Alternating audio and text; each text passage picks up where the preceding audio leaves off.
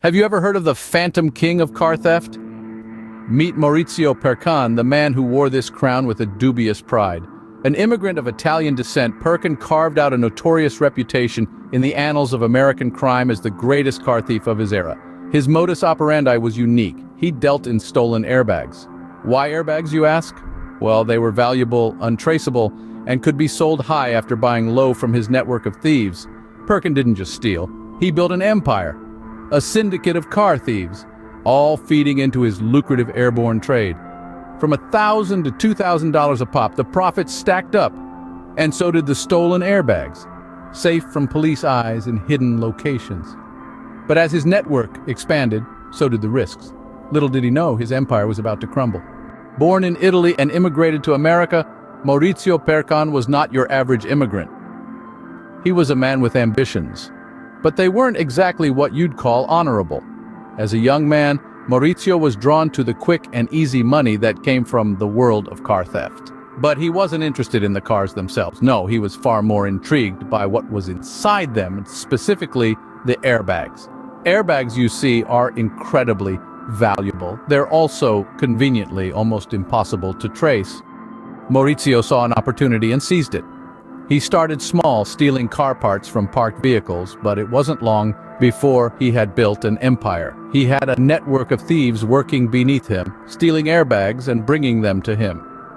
He would then buy these stolen goods for a fraction of their worth and resell them at steep prices. Maurizio was a shrewd businessman. He knew the worth of these parts and how to exploit the market for his own gain. He was selling stolen airbags for anywhere between $1,000 and $2,000. His operation was swift, efficient, and most importantly, profitable. But as his empire grew, so did the attention it attracted. The police began to take notice when one of Maurizio's thieves was caught in the act. The thief was ready to spill the beans, to expose the whole operation in exchange for his freedom. But Maurizio was always one step ahead. He had surveillance set up outside his store, and when he got wind of the police's interest, he hid his stockpile of stolen airbags in a safe location. His network of thieves and his untraceable stolen goods made him untouchable. Or so he thought. But as we'll soon discover, even the best laid plans can unravel, and the Phantom King's reign was about to come crashing down. As his network grew, so did his audacity. Maurizio Percan, the Phantom King, built an empire on the back of stolen car parts, primarily airbags.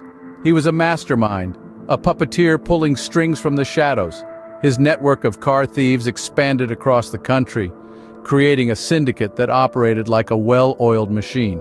Maurizio was not just a thief, he was a businessman. He bought stolen airbags for a pittance and resold them at exorbitant prices. He had the perfect product.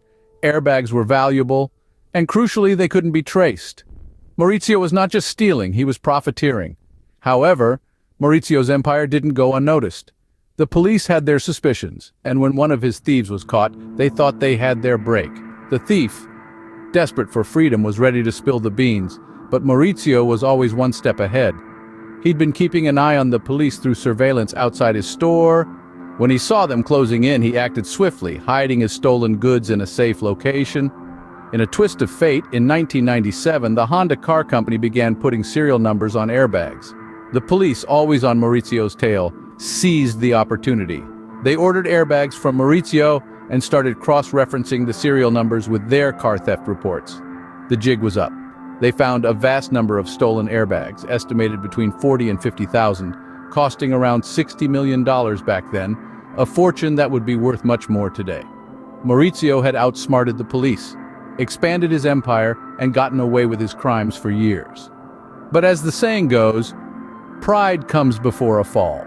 His audacity, his belief that he was untouchable, was his biggest flaw. After all, every empire has its cracks, and every king has his downfall. But every king has his downfall. In 1997, Honda began putting serial numbers on airbags. This shift in strategy by one of the world's largest car manufacturers marked the beginning of the end for Maurizio Percan, the Phantom King of car theft. The authorities were tightening their grip, and the net was closing in. As car theft reports flooded in, the police meticulously documented each case, and a pattern began to emerge. The theft of airbags was rampant. far outstripping the rate of car thefts. The authorities suspected a syndicate, a network of thieves, and at the heart of it all was our Phantom King. The police initiated a sting operation, ordering airbags from Percan's operation. As the airbags arrived, the officers checked the serial numbers against their database of stolen parts. A vast number of matches were found, and the scale of the operation was staggering. An estimated 40 to 50,000 airbags were stolen, a total cost of $60 million in the late 90s. In today's terms, that would be a massive fortune. The police had enough evidence. It was time to act. They raided Percan's home, but it was almost empty. The Phantom King was nowhere to be found. The only clue? A pile of unopened wedding gifts. Percan had just gotten married, and his mother, when questioned, revealed he was on his honeymoon in Hawaii. The police contacted their counterparts in Hawaii and traced a call from the mainland to Percan's resort. The net was closing in, and the Phantom King was about to face the music. Little did he know, he was about to lose his crown. The police traced his hotel room, and the game was up. The Phantom King was about to lose his crown. While on his honeymoon in Hawaii, Maurizio received a call that would change his life forever. The call was a warning, but it was also a trap. It was the police informing him that his home had been raided. They were onto him, and they were closing in. Back home, law enforcement had been piecing together the puzzle of the Phantom King's empire. It was a complex web of theft, black market sales, and cunning deception. The authorities had already caught one of his thieves, and, in exchange for his freedom, this informant spilled the beans on the whole operation. With the knowledge that the police were on his trail, Maurizio had been careful to hide his stolen goods. But he hadn't counted on the police's resourcefulness. They had ordered airbags from him, matching the serial numbers to those reported in car thefts. The evidence was piling up against him. Meanwhile, in the tropical paradise of Hawaii, Maurizio was blissfully unaware of the storm brewing back home. He was newlywed, enjoying the sun and the sea, oblivious to the fact that his empire was crumbling. But the law was not far behind. The call he received was traced, leading the authorities right to him.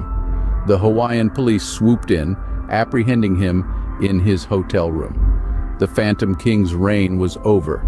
Back in New York, the police seized his property, dismantling the empire he had built.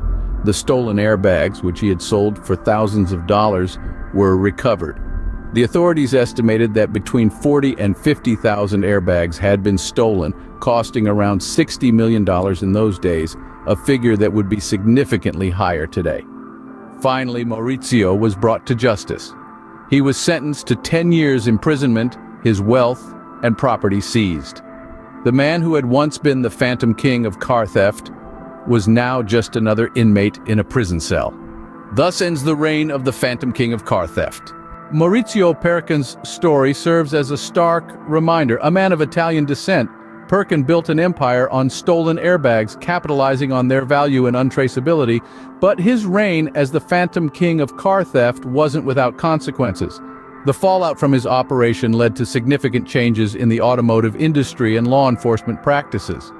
Honda, for instance, began inscribing serial numbers on airbags, a measure that ultimately played a key role in Percan's downfall.